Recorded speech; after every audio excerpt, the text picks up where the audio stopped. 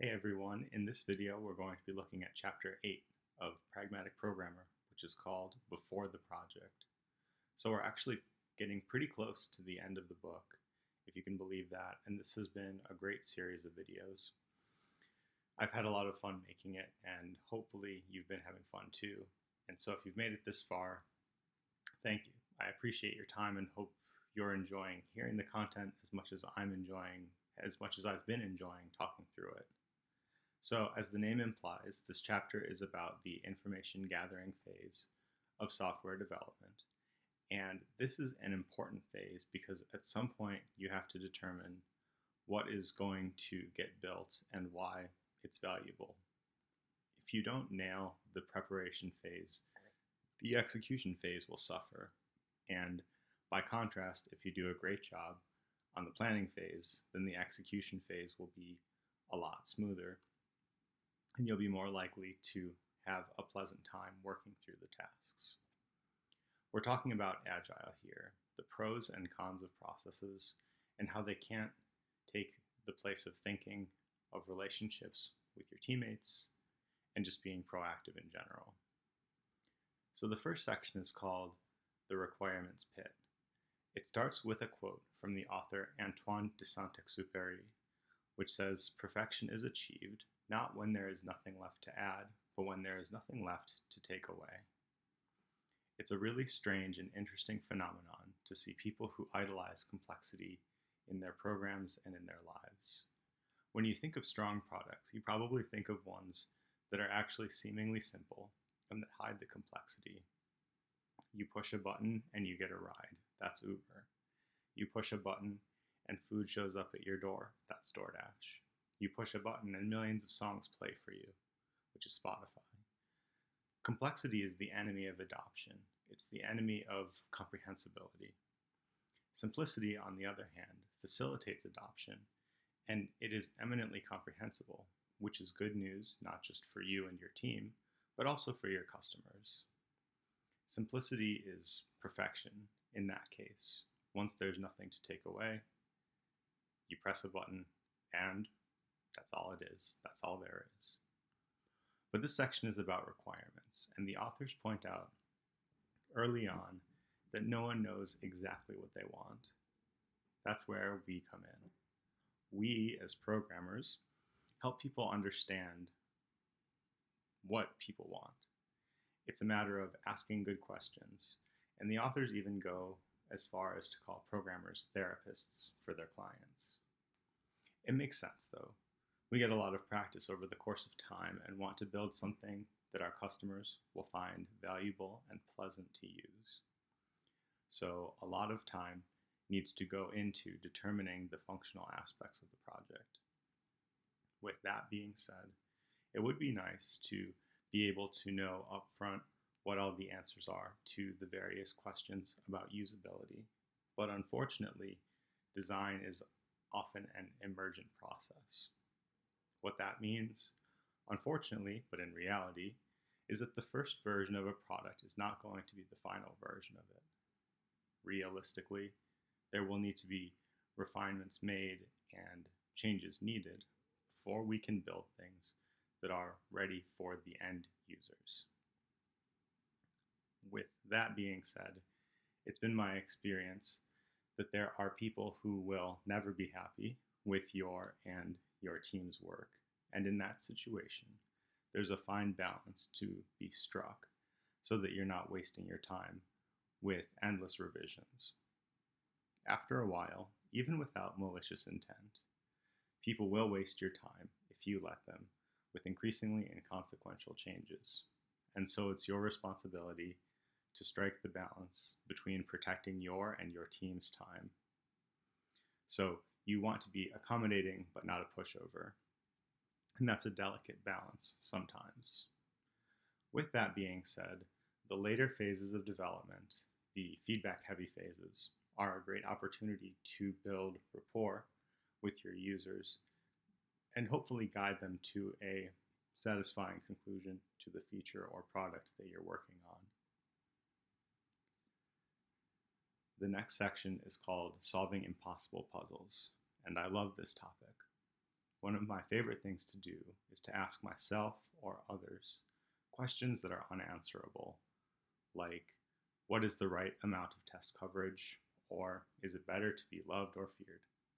But I digress. You don't have to go too far to find these impossible questions. Just look at your own work. And by the way, it was Machiavelli that said it's better to be feared than loved. I disagree, but I'm also not a world famous philosopher and author. Well, maybe I am. I don't know. And maybe I shouldn't sell myself short. But I digress again. The section starts with the parable of Alexander the Great, who, rather than untying the Gordian knot, merely cut it apart. That's an interesting story and definitely worth reading in its entirety. This section is about constraints in your software, knowing what they are, challenging them as applicable, working around them where possible, as well as understanding and respecting them when they are firm. The author suggests that instead of trying to think outside the box, as the popular idiom suggests, but rather that you instead find the box and understand it more fully, so that you can comprehensively interface with it. Understanding what constraints you have, the box, as they call it, helps you, by extension, to understand what your degrees of freedom are, what the things are that you can work with. Identifying constraints and freedoms is a really important part to spend your time working through mentally, perhaps even more than the execution itself, since it informs what your ultimate path will be. There's a really great quote from Sun Tzu's Art of War, which says, "If you know the enemy and know yourself, you need not fear the result of 100 battles. If you know yourself but not the enemy, for every victory gained you will also suffer a defeat. If you know neither the enemy nor yourself, you will succumb in every battle."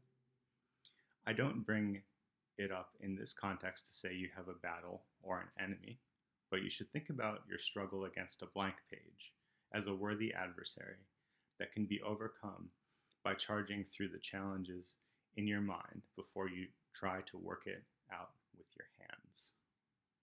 Speaking of that, and this is something that the authors have suggested previously, but when you're working through these problems in your head, go for a walk.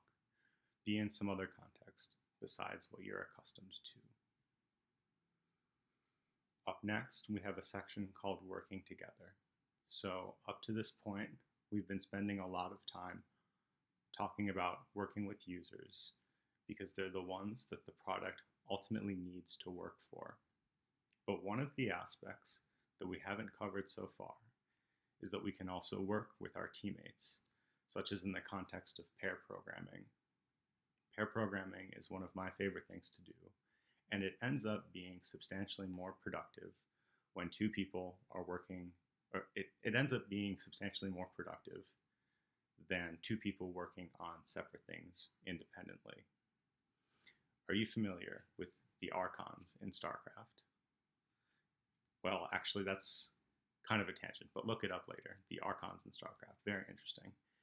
Pair programming lets you borrow someone else's brain or lend yours in real time. It also allows someone to work on a low level or tactical aspects like typing and variable naming, while someone else thinks through strategic aspects like behavior across functions or how the feature should work as a whole. Most people are used to coding on their own, and they're really missing out on opportunities to learn, to teach, to build something better than they could have conceived on their own. The last section of the chapter is called The Essence of Agility. We've been going for a while, so if you've made it this far, shout out to you, and I appreciate you coming along for the ride. So the authors start the section saying, in bold, agile is not a noun. Agile is how you do things.